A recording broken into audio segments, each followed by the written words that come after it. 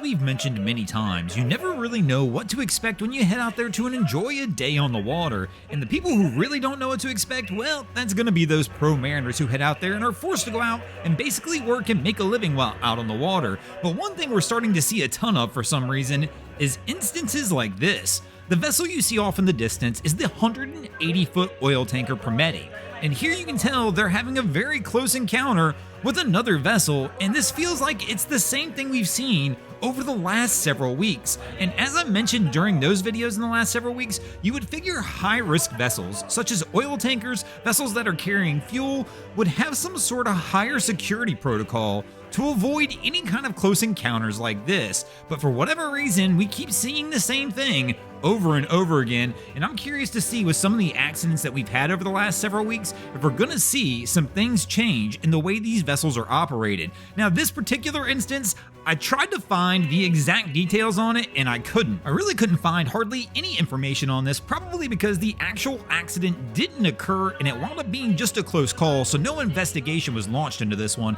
but still just one of the wild things we'll witness in this week's episode of Boating News of the Week. Our first story to make the boating news this week is going to take us over to Florida, where this was the scene just this past week, when Good Samaritans and rescue crews all had to jump into action to work together to try and rescue 8 people from a capsized boat off of Sanibel Island in Lighthouse Beach. The images here show the 23-foot vessel in distress. According to local reports, the vessel was anchored off the beach while the 8 people who were on board were enjoying a day in the water. When they decided to go ahead and leave, the conditions had drastically picked up from their arrival, and all of a sudden the vessel began to take waves over the bow of the boat and take on water, resulting in the condition that we see here. All 8 people who were on board the vessel wound up in the water as the vessel began to capsize. The Lee County Sheriff's Office, the Coast Guard, Sanibel Police Department, and Florida Fish and Wildlife Conservation Commission all responded to the incident. Fortunately, all 8 people were able to be rescued in this scene.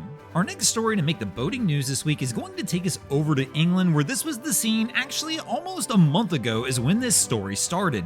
This is the HMS Wisdom, and this vessel was traversing through the Humber estuary back on March 2nd when all of a sudden it became stuck, as seen in the images here. Now, when we're talking stuck, this is hard aground stuck. The vessel had been traversing through the estuary on its way to Gunnis Wharf Port when all of a sudden it got a little off track and found itself in the thick mud. Crews quickly began to work on a refloat plan to try and get the vessel back underway. Unfortunately, after really looking at the situation, it was determined early on that the vessel was likely going to be stuck in the mud for over a month, as they did not expect a high enough tide to refloat the vessel until sometime in April. Fortunately, somebody else came up with a backup plan, and they were able to bring a crane and a cargo barge in and unload thousands of pounds of steel from the vessel, allowing them to actually get it raised almost 2 weeks after it got stuck and got the vessel back underway. Fortunately, in this situation, there was no major damage reported to the vessel, and of course there was no injuries reported during this incident as well. Our next story to make the boating news this week is one of the wildest ones I've seen in a while, and that's going to take us over to the coast of Venezuela, where this was the scene just a little over a week ago, where here you can see an airplane circling around an oil tanker while it's being chased by a Venezuelan military K-8 aircraft. Crews on board the oil tanker said it kind of came out of nowhere. They were under passage when all of a sudden they spotted a low-flying plane seen in the images. The plane then began to circle the oil tanker, and then they noticed the military aircraft up above it chasing it. At this time, it is believed that this was a suspected drug smuggling plane, and the Venezuelan military had been following it for a while. The plane decided it was going to use the oil tanker as cover, hoping that its proximity to the tanker would prevent the Venezuelan military aircraft from actually opening fire on the plane. They wound up circling the tanker several times until the Venezuelan military aircraft did wind up opening fire anyway, and at that point in time, the plane wound up taking off. We're not 100% sure how this one ends, but still a wild scene to watch. Our next story to make the boating news this week is going to take us up to Canada, where this was the scene just this past week when an iconic floating restaurant has wound up capsizing on the Fraser River near Vancouver.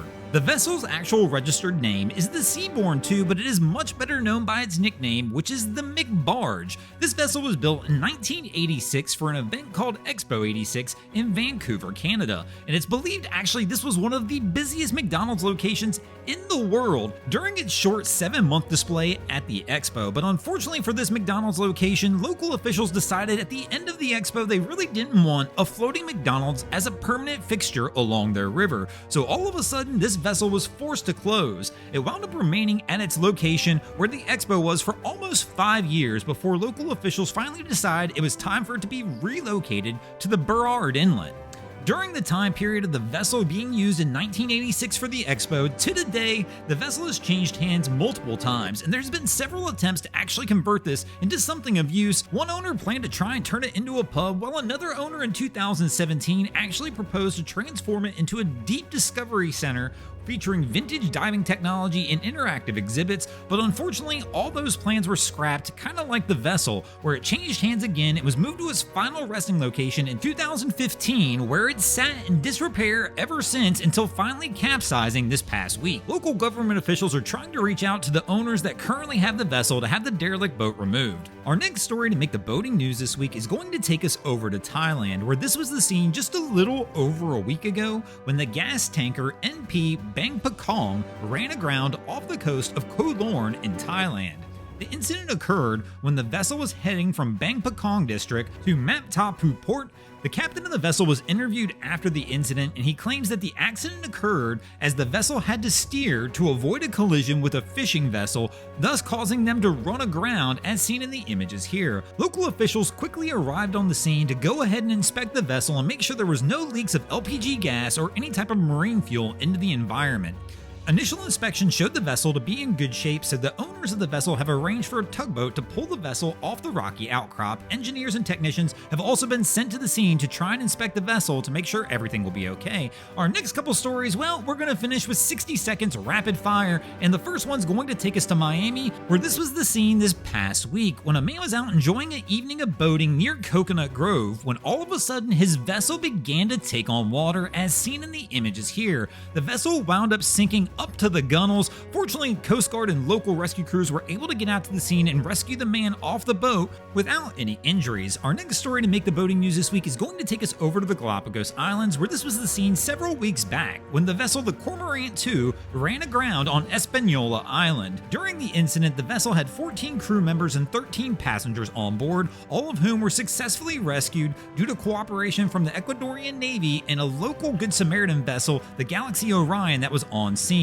The Galaxy Orion worked with the Navy to go ahead and evacuate all the passengers and the crew back to San Cristobal Island, where everybody was brought back safely without injury. Thanks for watching, crew. I hope you enjoyed this week's episode of Boating News of the Week.